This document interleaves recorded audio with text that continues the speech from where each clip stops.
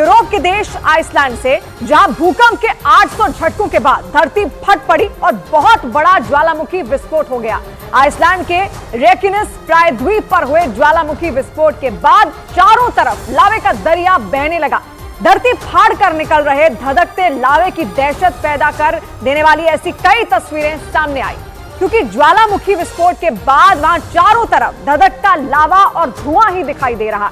Iceland के मौसम विभाग के मुताबिक ज्वालामुखी की वजह से करीब 3.5 किलोमीटर धरती फट गई और उसमें से उबलता हुआ लावा बाहर आने लगा।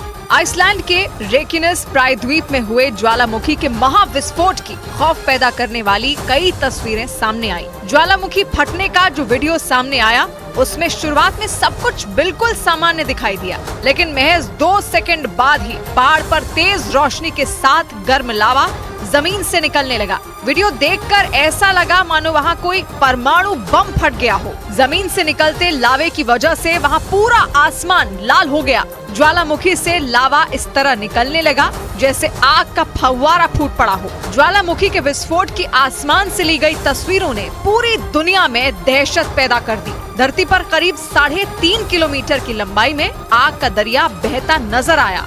एक लकीर की तरह लंबाई में फटी धरती से निकलता धधकता लावा बाढ़ के पानी की तरह वहां बहता दिखा।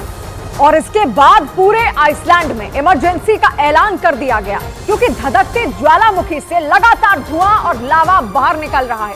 सड़कों पर जगह जगह चेक पोस्ट बना दिए गए हैं ताकि कोई भी ज्वालामुखी की तरफ ना पहुंचे, क्योंकि जमीन के अंदर से निकल रहा गर्म लावा किसी नदी के पानी की तरह बहता दिखा।